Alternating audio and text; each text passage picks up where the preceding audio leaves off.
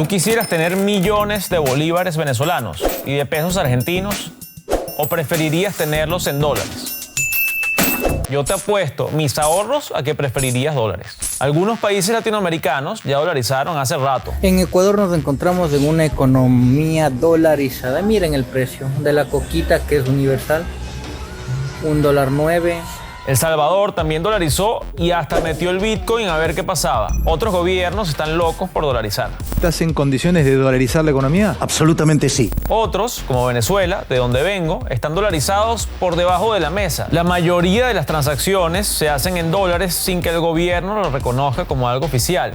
Pero bueno, es tanto el desorden venezolano que si tú estás cerca de la frontera con Colombia, es común que uses pesos. Y si estás en la región minera, hay pueblos en los que se paga con oro como si fuese el año 1500. Otros países han dolarizado a medias, como Cuba.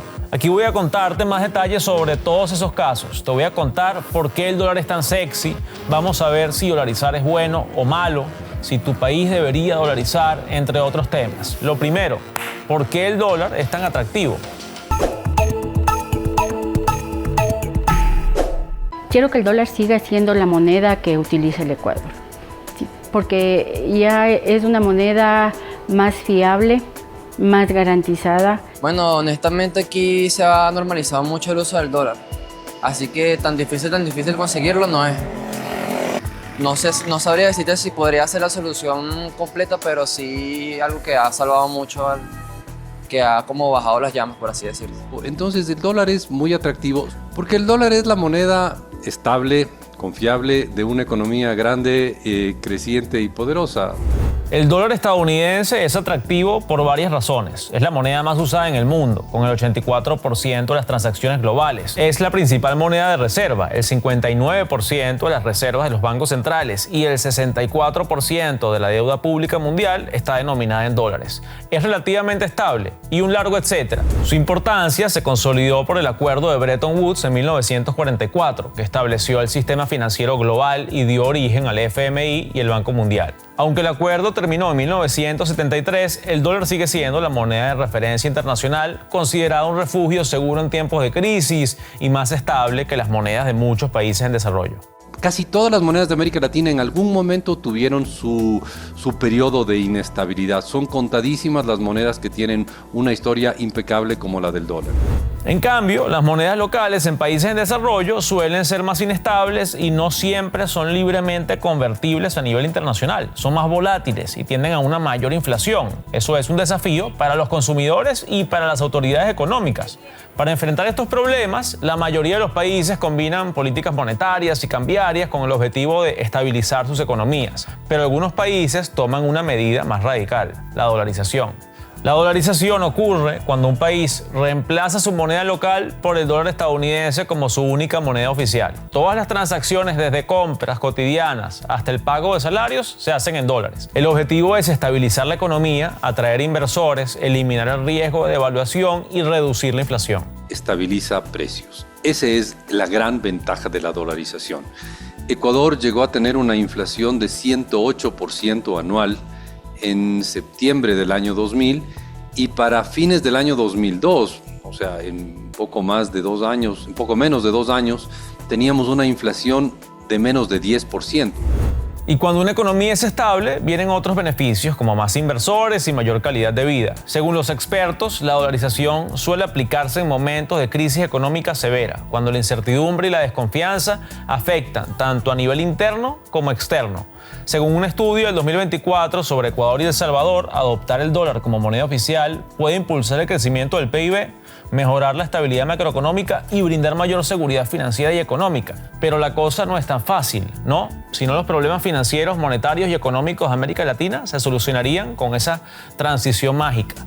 La dolarización también trae desventajas. El país no puede ajustar las tasas de interés, no puede manejar la oferta monetaria según sus necesidades económicas y la economía de ese país se vuelve dependiente de las decisiones de la Reserva Federal de los Estados Unidos, que es el banco o el sistema descentralizado de bancos centrales de Estados Unidos. Y es que atas tu moneda a un país que tomará decisiones monetarias pensando en sus intereses, que pueden ser muy diferentes a los de tu país. Y pierdes el control de tu moneda, lo que limita tu capacidad como país de responder a las crisis. La dolarización no significa que el dólar sea aceptado como forma de pago en ciertos comercios o zonas turísticas, sino que se adopta como la única moneda oficial del país. En algunos lugares, como gran parte del Caribe y Centroamérica, el dólar circula ampliamente sin ser la moneda oficial. Actualmente, 21 países han adoptado esta medida. Ahí puedes pagar con dólares y puede que te den el cambio en dólares si no tienes la moneda local. Pero otra cosa muy diferente es que los países dolaricen, es decir, que adopten el dólar como moneda oficial. En total son 12 países y territorios que usan el dólar oficialmente. El primero, después de Estados Unidos, claro, fue Panamá en 1904. No perdieron tiempo los panameños. Hay otros 2 latinos en la lista, Ecuador desde el 2000 y El Salvador desde 2001. No incluimos en esta lista Puerto Rico y otros territorios oficiales estadounidenses. En Panamá, el balboa sigue siendo la moneda oficial, pero no existen billetes, solo monedas equivalentes en tamaño a los centavos de dólar. La dolarización ha mantenido la inflación baja y, según el ministro de Economía y Finanzas, Felipe Chapman, brinda una estabilidad monetaria. Además del canal, que genera ingresos en dólares, Panamá tiene características que hacen que su dolarización sea exitosa. También Panamá, a diferencia del caso ecuatoriano y venezolano, no tenía una industria tan desarrollada, es más una economía de servicios. Y cuando tú eres una economía de servicios, la dolarización te ayuda, te favorece, y creo que eso también es un factor característico. El canal, la economía de servicios y otro factor de éxito es el gran sector financiero. Panamá tiene la particularidad de tener un centro financiero internacional y ha avanzado mucho más que El Salvador, y El Salvador asimismo mucho más que Ecuador en su apertura financiera. Panamá tiene en su territorio nacional más de 80 bancos, tanto nacionales y extranjeros. Es decir, llega un dineral a Panamá. Y esto ha permitido que los panameños atraigan el ahorro externo. Entonces, para desarrollar grandes proyectos que aporten al desarrollo del país, no solo se nutren del ahorro de los panameños, sino del ahorro del resto del mundo. Pero no todos los países tienen el canal de Panamá, ¿verdad? Ni son centros financieros. Ecuador, por ejemplo, ha tenido una relación más polémica, más complicada con el dólar en los 25 años que lleva dolarizado. El 9 de enero del 2000, el entonces presidente Yamil Maguad dolarizó ante el colapso del sistema bancario y financiero del país. Que se haya entregado este país, no solo económicamente, sino militarmente. A finales de 1999, el sucre, la moneda local, tenía una devaluación del 276% y el país tenía una hiperinflación del 96%. Ya los ecuatorianos usaban el dólar de manera informal. El 60% de los depósitos bancarios estaban en dólares y los comercios lo adoptaron como medio de pago. Por la inestabilidad, el gobierno dolarizó como último recurso y en septiembre del 2000 los billetes y monedas en sucre dejaron de circular. Lo indican las cifras. Su mayor éxito ha sido la reducción de la inflación. En el 2000, antes de su implementación, la inflación alcanzó el 95%. Un año después cayó el 40% y para 2003 ya se situaba en 7%. Desde entonces, aunque ha tenido fluctuaciones, se ha mantenido en un solo dígito. En 2024 la inflación cerró en apenas 2%, consolidando la estabilidad que trajo la adopción del dólar. El tener la inflación controlada al menos quita esa herramienta tan dañina que genera pobreza y también un empeoramiento de la distribución del ingreso. Yo creo sinceramente que la dolarización en Ecuador ha ayudado a reducir la desigualdad en lugar de estancarla. Pero la dolarización también trajo desventajas. Bueno, pues mi mami tenía un local comercial aquí detrás de San Francisco. Ella tenía un local de electrodomésticos. Con el tema de la dolarización, pues el local se fue a la quiebra. Ella perdió sus locales, el Banco de la Previsora se fue también a la quiebra. Bueno, el señor Yamil Maguad decidió dolarizar el país, con eso fue la quiebra para muchos negocios. El costo de la dolarización lo pagaron los ecuatorianos. Esto generó descontento social con protestas y un levantamiento indígena que provocó la salida del presidente Maguad en enero del 2000. Los dólares tampoco solucionaron los problemas estructurales, como afirman algunos expertos. La desigualdad se consolidó, la industria local se debilitó y la generación de empleo sufrió. Ecuador perdió control sobre su política monetaria, lo que lo hizo más vulnerable a crisis externas y limitó su capacidad de reacción ante fluctuaciones económicas. Según estudios, la economía hoy en día sigue dependiendo del petróleo y el crecimiento del PIB, bueno, las cifras lo dicen por sí solas. El Banco Mundial proyectó un 0,3% en 2024, el más bajo de la región. Pero con el tiempo, la estabilidad inflacionaria mejoró los ahorros, las pensiones y los salarios, aunque también impulsó el crecimiento de la economía informal. A pesar de sus problemas, hoy la dolarización es popular, con el 90% de los ecuatorianos a favor en 2023. Sí me gustaría que siga siendo el dólar la moneda que nos represente, porque es una moneda alta en la cual estamos estables más que todo. Yo creo que sí, el dólar debería seguir en el país porque nos ha abierto muchas puertas al extranjero. Ya no tenemos eso de que si el sucre sube, de que si el sucre baja, entonces es como que es estandarizado. A diferencia de Ecuador, El Salvador adoptó la dolarización sin una crisis de por medio, sino como una apuesta por el crecimiento económico y una mayor integración con Estados Unidos. Uno de los mayores impactos ha sido en la vida cotidiana de los salvadoreños, ya que las remesas enviadas por familiares en el extranjero se han convertido en un pilar fundamental de la economía. Al principio, la dolarización trajo una caída en las tasas de interés y una inflación más baja, lo que dio a la gente un respiro y mayor confianza en su dinero. Sin embargo, con el tiempo, la estabilidad ha sido incierta, la inflación ha subido y bajado constantemente, aunque sin los extremos que vemos en otros países. En 2001, después de dolarizar, la inflación en El Salvador bajó del 3% al 1% en 2002. A lo largo de los años, la inflación ha fluctuado, alcanzando su pico histórico en 2022 con un 7%. En 2023 se redujo al 4% y para 2024 el FMI proyectaba un 1%. Yo vengo siguiendo el tema de la dolarización desde hace por lo menos como 15 años y constantemente los tres países con la inflación más baja en la región son El Salvador, Ecuador y Panamá. El Salvador al menos se ha liberado de las inflaciones que son tan comunes en el resto de América Latina, pero no ha resuelto sus problemas estructurales. Estos países dolarizaron oficialmente, pero hay otros en los que la población dolarizó por su cuenta, espontáneamente, para lidiar con la crisis y la inflación.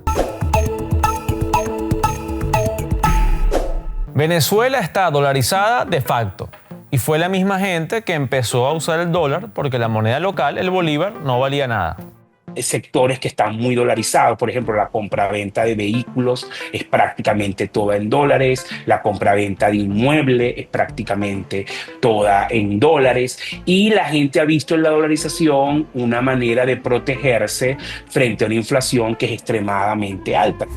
Desde el 2019, el dólar se ha convertido en la moneda real. No es oficial, pero sí la realidad. Los precios se fijan en dólares, los pagos se hacen en dólares y cada vez circulan menos bolívares. La hiperinflación había alcanzado 130.000% en 2018, así que la gente dejó de confiar en su moneda. Entonces, la forma de usar dólares es como que una manera de que no se te devalúe, pues. Una especie de seguro. Entonces un mecanismo de protección de las empresas, de los ciudadanos, de los emprendedores al margen de las decisiones del Estado. Es muy sui generis porque no hay acuerdos con la Reserva Federal de los Estados Unidos, no hay mecanismos institucionales, por ejemplo, para la sustitución de billetes. Pero no todos tienen acceso a los dólares. Los empleados públicos, los jubilados y quienes ganan en bolívares tienen que ingeniárselas para sobrevivir en una economía que opera en otra moneda. Lo que hay es una dolarización extraoficial. El grueso de los pagos en dólares en Venezuela se hace en efectivo y son billetes que cambian de manos entre las personas, porque ahora permite, el Estado sabe de que existe, pero no hay un marco legal para su operatividad. Y como es extraoficial, es difícil conseguir billetes. Actualmente es muy pocas las personas que están vendiendo dólares, así que sí es un poco complicado tener tanto el dinero en dólares como tener los bolívares. Estuve en Venezuela en el 2023 y el pago era increíblemente engorroso. Ahorita está un poco difícil porque hay un tema que hay dos tasas diferentes y es un problema para conseguir quién me la compra, quién me lo venda, la mejor tasa o la que me resulte más. Además, escasean los billetes, sobre todo los de denominación menor de 1 o 5. Hay gente que se dedica a coleccionarlos y venderlos por un precio mayor del que valen. Hay todo un mercado de billetes como esos. Entonces, como faltan billetes pequeños, suele pasar que, por ejemplo, pagas con uno de 10, pero gastaste 7. Entonces te dan el cambio en bolívares y pago móvil. Y si tienes suerte, en dólares. O te dicen que agarres más productos para que llegues a los $10 que diste. Es todo muy complicado. Los billetes de 2 no existen acá. Los de $5 son escasos y siempre hay un tema con lo que son los cambios para dar vueltos o para cobrar. A veces. Es bastante complicado en Venezuela el tema de cancelar en divisas y obtener sencillo, ya que normalmente si cancelo con una compra de $5 y solo tengo un billete de $20 para cancelar, muy pocas veces van a tener para darme vuelto de $15. Por supuesto que usar dólares no ha solucionado los problemas económicos de Venezuela, pero trajo algo de estabilidad, al menos una percepción de estabilidad, como dicen los jóvenes que entrevistamos. No sabría decirte si podría ser la solución completa, pero sí algo que ha salvado mucho, que ha como bajado las llamas, por así decirlo. Y muchos quieren que la dolarización se haga oficial. Quizás si se oficializa, las instituciones de aquí podrían facilitar más la manera de conseguir la moneda. Bueno, si se dolarizara el país, se sincerarían los precios y dejaríamos ese problema ya del cambio monetario. Así que en sí sería una solución muy práctica. La inflación del 2024 en Venezuela es un enigma. Según Nicolás Maduro, cerró en 48%, mucho menos que el 189% de 2023, según datos del Banco Central. Pero el Observatorio Venezolano de Finanzas tiene otra versión, 85%, casi el doble de lo que reporta el gobierno. Ahora, te puedes imaginar que esta dolarización informal trae consecuencias, ¿no? Hay un desorden en algo tan básico como la moneda. La diferencia de una dolarización informal en la que el gobierno como que deja que pase, pero no lo ha hecho de jure formalmente, es que la gente pues no puede abrir cuentas bancarias denominadas en dólares y la gente tampoco puede pagar sus impuestos en dólares. Eso, digamos, le quita mucho motor, no están aprovechando totalmente los beneficios. Otro caso interesante es el de Cuba. Hasta diciembre de 2024, los dólares circulaban informalmente sin control estatal. El gobierno conseguía divisas a través del turismo y tiendas especiales, pero la economía seguía en crisis. Había y hay escasez de comida, medicinas y combustible, y los precios se han triplicado desde el 2000. Aunque la inflación cerró en 24%, la más baja en años, el mercado negro sigue siendo más activo que el oficial. Para tratar de frenar esto, el 18 de diciembre de 2024, el gobierno anunció una dolarización parcial, reconociendo que el mercado cambiario informal estaba fuera de control. Este tipo de regímenes son regímenes muy pragmáticos, ¿no? Que privilegian la sostenibilidad del poder. Entonces creo que al final yo veo que el gobierno cubano vio en la dolarización un mecanismo que permitía estabilizar la economía. Y puede que también traiga algo de estabilidad a la economía cubana. El beneficio para la gente es que va a poder manejar con libertad y sin que haya sanciones una moneda estable que puede guardar su valor en el tiempo, que le da estabilidad y predictibilidad a todos los cubanos. Además de los países ya expuestos, hay otros en los que el dólar juega un papel importante también, son las economías bimonetarias. En estos países como Costa Rica y Perú, el dólar coexiste con la moneda local sin que esto implique una dolarización. La moneda nacional se usa principalmente para transacciones internas y el dólar en operaciones comerciales o internacionales. Costa Rica, por ejemplo, permite la libre circulación del dólar, aunque su mercado cambiario es criticado por ser ineficiente. En Perú, el dólar es ampliamente utilizado en bienes raíces y el sector financiero. Pero mejor vamos a un país del Cono Sur, que tiene una relación bastante complicada con el dólar. En 1991, Argentina equiparó el peso al dólar para frenar la hiperinflación y estabilizar la economía. Inicialmente bajó la inflación y estimuló el crecimiento, pero a finales de los años 90 hubo una crisis económica por el alto endeudamiento, la pérdida de confianza de los inversores y la imposibilidad de devaluar la moneda. Esto desembocó en el colapso del sistema en 2002, con una crisis de deuda y el fin de la convertibilidad. Actualmente, el presidente Javier Milei le ha dado nueva fuerza al debate sobre una dolarización oficial. Crea mucha polémica.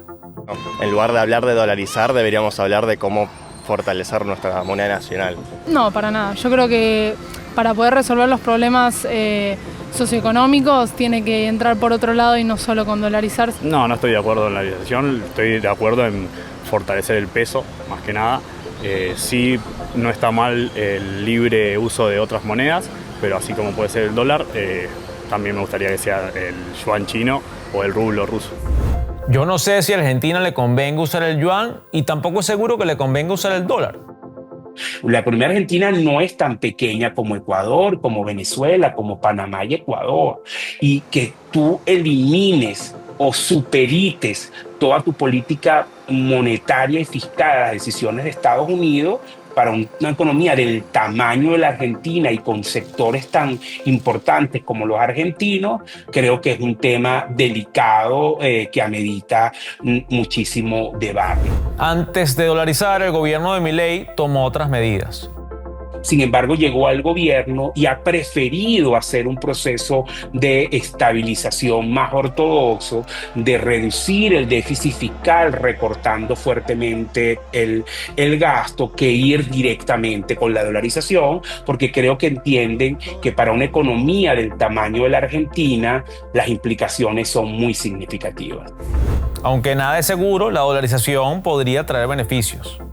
La principal ventaja es que dejarían de gastar miles de millones de dólares en defender al peso.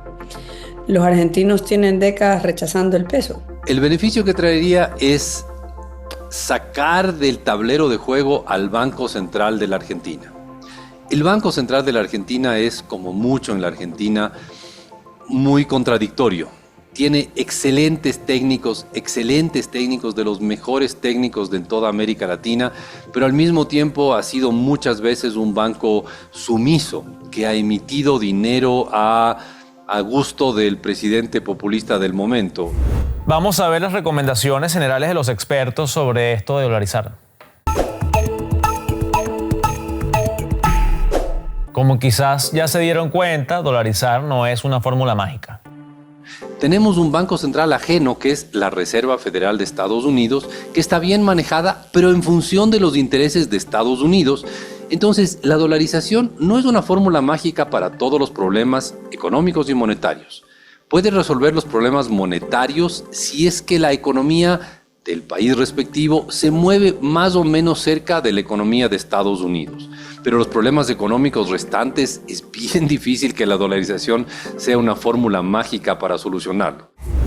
Como vimos en los países dolarizados, suele ser una solución radical. Yo te diría que la dolarización es una solución extrema donde prácticamente le quitas autoridad, le quitas potestad a estos actores, las autoridades fiscales, las autoridades monetarias del país, y se las entregas a un externo que tiene la suficiente credibilidad en la lógica de la población o del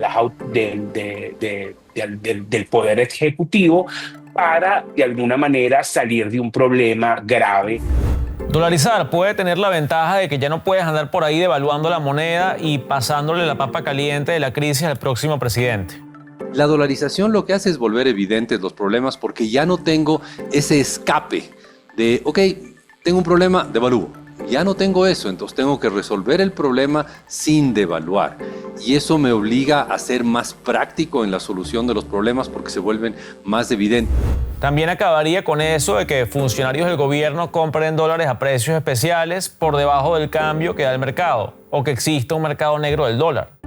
El dólar es el mismo para todos y no puede ser influido su valor, no puede ser manipulado por nuestra clase política. De hecho, por ninguna clase política con la intención de favorecer o desfavorecer a determinados grupos en la sociedad. porque el dólar es algo totalmente divorciado del proceso político. La dolarización es especialmente peligrosa para países que dependen mucho de importaciones, y ese es el caso de la mayoría de los países latinoamericanos que no tienen industrias muy desarrolladas. Sí, claro. Mira, si la industria local no es competitiva, es decir, no tiene una estructura de costo adecuada para competir en el exterior, la dolarización puede llevar que ese país dependa más de las importaciones debido a que adopta el dólar y a la estabilidad que ofrece el dólar y la facilidad que tiene para comerciar internacionalmente. Dicho de otra manera, la dolarización hace que sea mucho mejor, mucho más rápido, mucho más eficiente desde esta lógica importar que producir.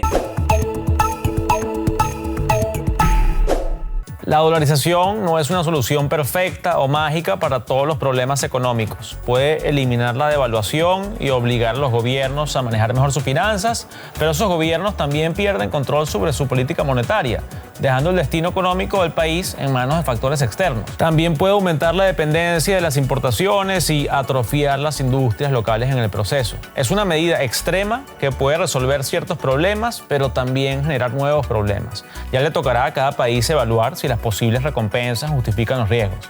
Con eso los dejo. Adiós.